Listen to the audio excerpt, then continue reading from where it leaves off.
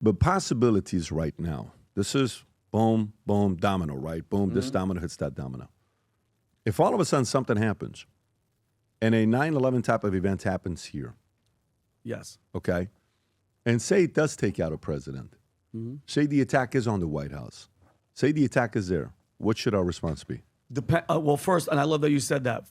When we talk about fear, when something happens, and I do believe something's going to happen, which I'm not afraid. I'm like you. We're going to have to react accordingly, without reacting on emotion and saying, "Oh, this is who it was." You know, this guy's passport was laying in the middle of the street talking about 9/11 and everything, just to make us to go to war. I say until everything is proven, because when something like that big happens, Pat, how do we know? Unless they come out and they claim like, "Hey, listen, this was us. We did it. What are you going to do?" Let's say our own camp finds out that it was from Iran. What do you do?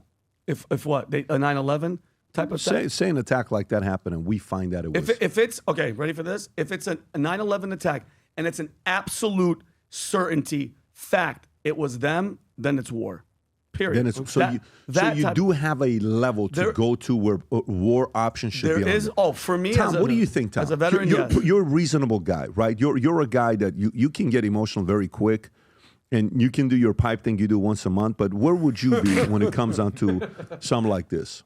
So if there is, if shit would have hit the fan, like let's just say this comes to our soil, then what happens? If you take out our president, and it is a government. It's a state action is what we're talking about here. We are going to, in reverse order, number 3, we are going to economically strangle you. Number 2, we are going to diplomatically isolate you. And number 1, we are going to take an action against you and those in your government that perpetrated it, and it will be lethal. And if it takes a little bit of noise, smoke, and sound to get there, we're going to do it. But we will take you out. We will isolate that organization diplomatically, and then we will absolutely strangle you economically. So, Tom, but can I say one thing? No, Tom, so number 1 is technically, by definition, war. If they state sanction, you come and you kill Donald Trump and you blow up a bunch of people, we are going to war with your country. But we have to know definitively it was you. War is full force versus full force. I think if Khomeini was responsible for this, do you think that all of the rest of the Qatar and all the rest of the foreign governments are going to get the fuck out of the way? Excuse me? Yes, I do. 100%. Because they'll be like, hang on. Not us. No. You're on your own, homie. You just killed the great Satan's wife. You better watch out. It's coming. And we're not necessarily going to bomb the heck out of civilians. But we are going to go in there and we're going to find the people and we are going to tear them up. Then we're going to isolate them politically on a world stage. You better not be negotiating with them or it's your ass as well. And then finally, we're going to embargo them until the return of Christ. I think, Vinny, do you believe the Iranians, the Ayatollahs, the mullahs, when they shout death to America? Of course. How much do you believe Of course. They hate us. Do you think they're doing that just because they like the phrase, No, or it's they not a good actually believe it? No, they believe it. Okay, so do you think they're true believers in what they believe in? Yeah. So if you're a true believer, how much do you think you can convince a true believer to not be a true believer? Meaning what? Like if you believe something, no negotiation, no tactic, no conversation, is that going to change your mind at all? If I'm a true believer in something, like Christianity and God, no, you're never going to change my mind. What if I were to tell you, as much as you believe in Jesus, believe in Christianity, you don't believe as much as these guys believe in the 72 virgins, jihad, and meeting Allah? I'm telling you right now, because they're willing to risk their life and die for that cause. I'm not saying that you're not willing to put your life on the line, but I firmly believe that they firmly believe in what they're doing. So when they're shouting Allah Akbar and globalize the Intifada and death to America, I believe them. And you know who also believes them? The people of Israel. The Israelis actually believe them. So they're in unison, basically saying, finally we went and took down what we needed to take down in Iran. Because I firmly believe they are trying to enrich uranium. I firmly believe that they are trying to develop a nuclear weapon. But I'm gonna say Firmly one thing. believe. They didn't start talking about that though until you notice right after the assassination attempt on Trump, when everybody knew that he was going to win. So like, as much as I'm supportive of this, I'm totally skeptical of the uranium thing. Like I could agree with them attacking Iran and not believe the uranium thing at the same time. Tell me more.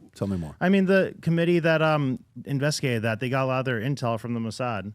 And then the same thing happened with what was it, Iraq? They were saying that they were about to have nuclear weapons of mass destruction. So got it. So the report, you're saying the report on the nuclear weapons came from Israel that was given. It's not something that we collected ourselves. Mossad gave it to CIA. A lot of that intel came. How do you know that? Yeah, I don't know how That's accurate what that is. Hang on, Adam. that's How do what you the know news that? was reporting that what was it, IEIA, the UN committee that investigates that stuff, Yes. got a lot of their Rob, intel can from. you see the intel of Iran having nuclear weapons?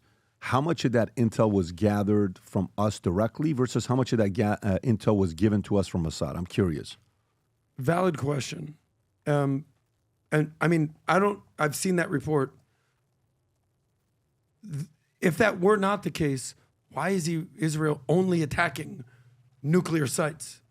So if Israel was attacking civilian sites or cultural sites or any other site, government sites, certainly civilians, I'd be the first one being like, what the F are you doing, Israel? But the fact that they are pinpointing nuclear sites All right, so here we go. tells me, Intelligence okay, used they're for- onto something. Used for Israel's strike on Iran to June 25 was reportedly gathered primarily by Mossad, although U.S. intelligence likely played a supporting role. Corroborative Mossad's role. Israel's media and security analysts have pointed to Mossad as the principal agency behind the targeting of the nuclear military. The agency has a long track record of deep operations inside Iran, including previous attacks on nuclear scientists, sabotage at Natanz, and the theft of Iran's nuclear archive in 2018, precision targeting. The strikes appear to target high-value individuals, critical infrastructure. U.S. involvement, according to Axios and other reports, the U.S. was informed in advance of Israel's actions, but was not operationally involved. However, it's plausible that shared signal intelligence or surveillance data from U.S. assets in the region may have aided Israel's planning. So on the top, it says it was used, it was gathered primarily by Mossad, even though we likely played a supporting or corroborative role. So Brandon's right in the fact that. So let me ask you, do you believe Iran is working on having a nuclear weapon? Bingo. Working on Do it, you yeah. believe that? Working Vin? on it for sure. Do you think they have it? Probably not. Give me a percentage where you think they have it or not. 15%. 15%? Yeah, like 49. Okay. Tom? Functional bomb, 5%. Enriched uranium on the path to it, 80%. So how long does it take to be functional? It's a couple years. You got to have testing. You got to put together the bomb. Then you have to put together a system to deploy the bomb, which is why North Korea keeps putting all those test missiles into the ocean. Yeah. It takes time.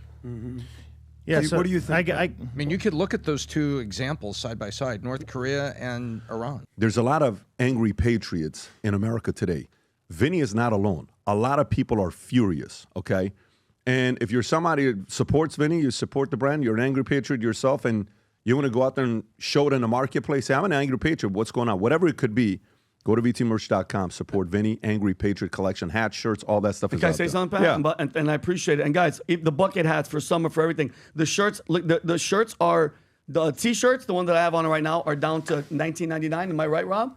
Yes, sir. Yeah, they're down to $20, and then the hoodies are down to $24.99. And whatever you buy, you guys get a mug from this collection. You get a free mug. That's an Angry Patriot mug that is right there. So and people are like this, Vinny, the election's over. Why are you still angry? I'm like, there's still enough stuff happening. It's not going to stop while I'm going to be upset. If you enjoyed this video, you want to watch more videos like this, click here. And if you want to watch the entire podcast, click here.